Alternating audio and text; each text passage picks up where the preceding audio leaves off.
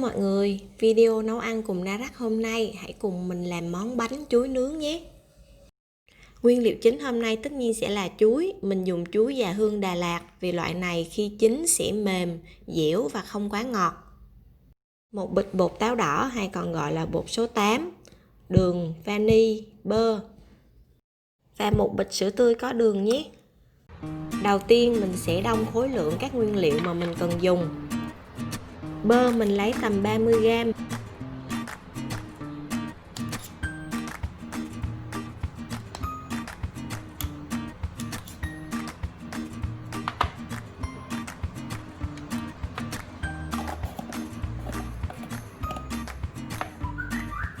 $50g đường dùng làm caramel, còn đường nêm vào bánh thì mình sẽ dùng muỗng. 100g bột làm bánh.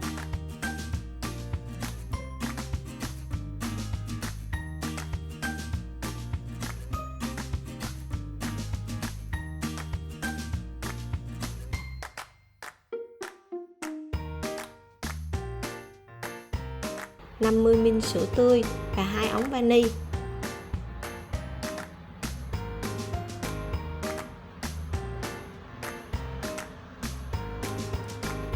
Và đây là tất cả nguyên liệu mình đã đo khối lượng.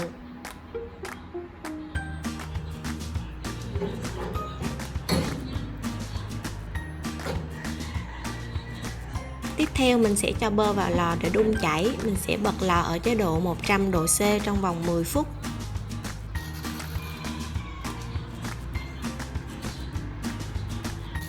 Giờ thì mình sẽ cắt chuối dùng để trang trí trước. Mình sử dụng 3 quả chuối cắt hình tròn lát mỏng. Chú ý đừng cắt quá mỏng nha các bạn.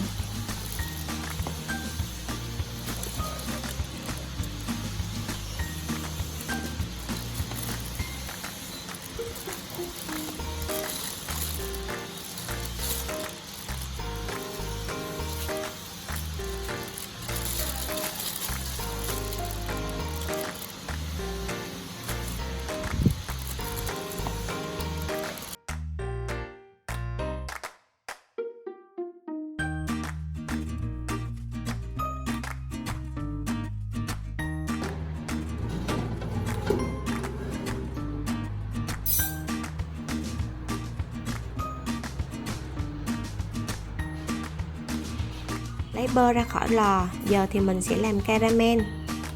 Dùng 50g đường tụi mình đo trọng lượng lúc đầu, bỏ hết vào chảo và cho thêm tầm 10ml nước lọc và bật bếp ở chế độ lửa nhỏ.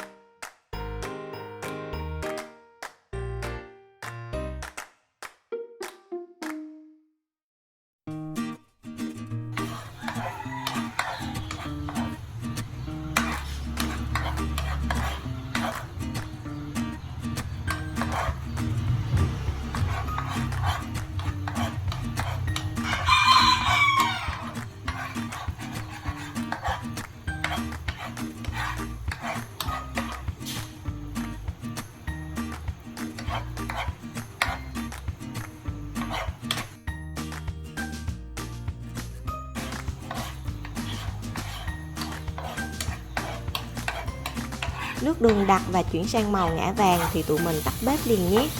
Cho chuối cắt khoanh tròn vừa nãy vào trộn đều và nhớ cho thêm chút nước để chuối không bị dính cứng vào nước đường nha.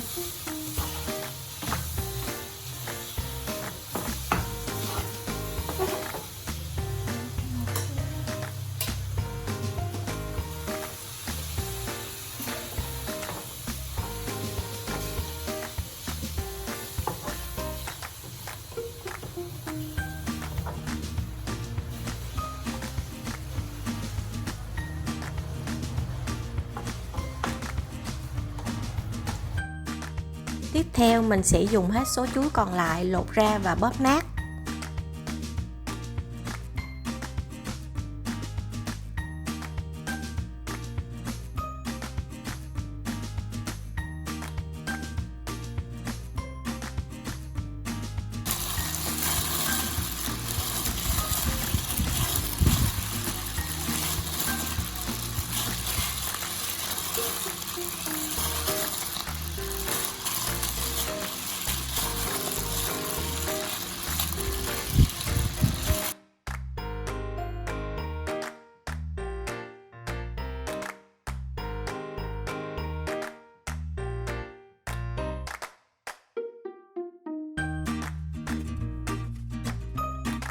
Một 100g bột làm bánh thì tụi mình sẽ chia làm 3 lần cho từ từ vào.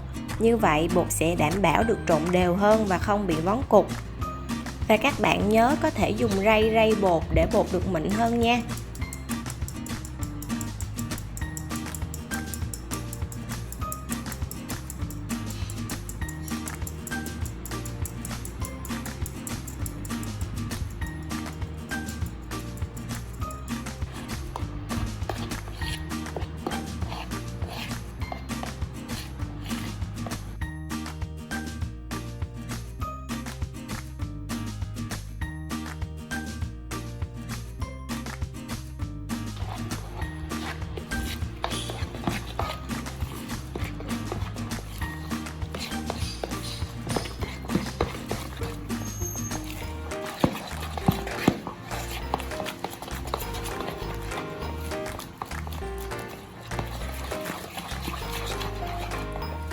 Tính chất tự nhiên của chuối đã có vị ngọt và mình còn sử dụng sữa tươi có đường, nên phần đường nêm vào trong phần bột mình chỉ cần thêm 2 muỗng là được.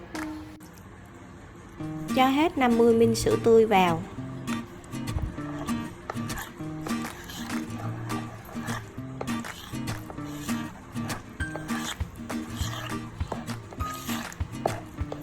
Bơ thì mình cho vào 15g thôi, còn lại mình sẽ dùng để thoa đáy khuôn, để bánh không bị dính và dễ lấy ra hơn lúc chín.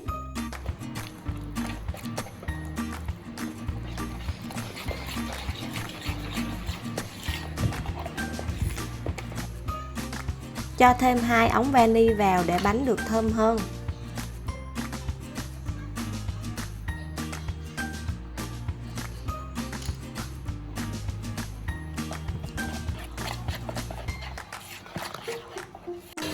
Sau khi trộn phần bột bánh xong thì mình sẽ làm nóng lò trước nhé.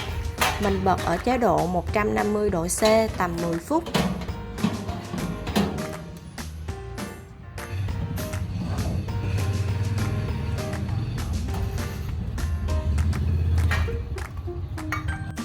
Trong lúc lò được làm nóng thì tụi mình cho bột vào khuôn nha. Đừng quên lấy bơ thoa phần đáy khuôn trước.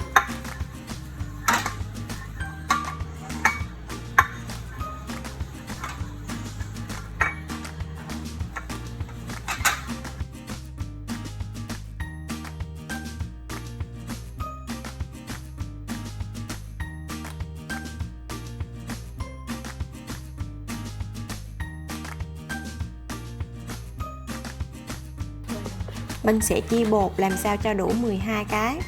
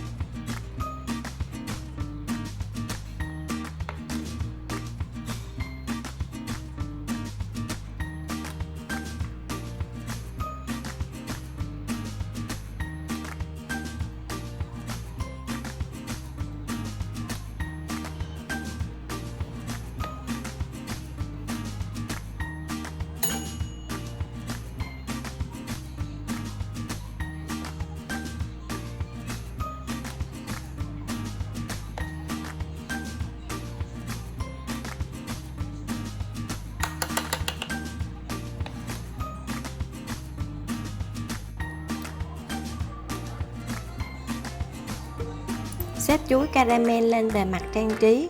Tụi mình cứ nhắm xếp sao cho đủ 12 cái bánh là được nha.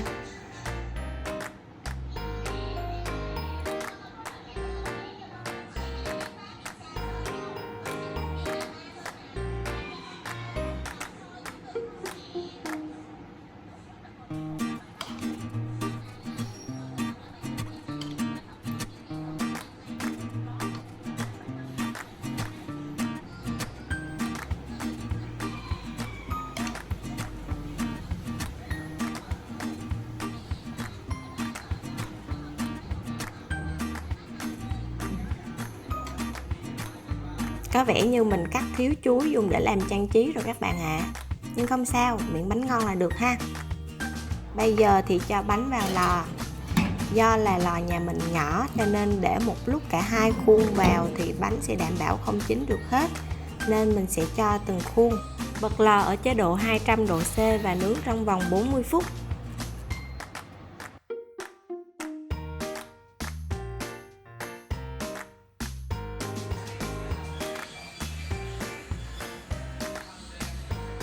A few moments later.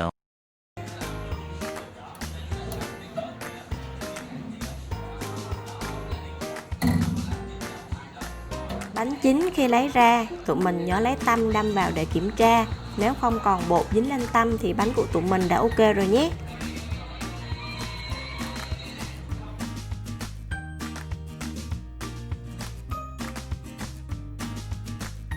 Bánh nguội là có thể lấy ra khỏi khuôn ăn được rồi, như mình thì mình lại thích để lạnh, ăn sẽ ngon hơn.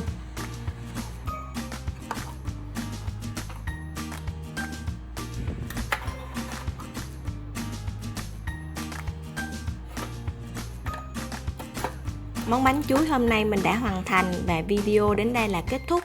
Cảm ơn các bạn đã theo dõi. Hãy thử áp dụng công thức đơn giản của mình để làm và cho mình biết kết quả nữa nhé. Bye bye mọi người.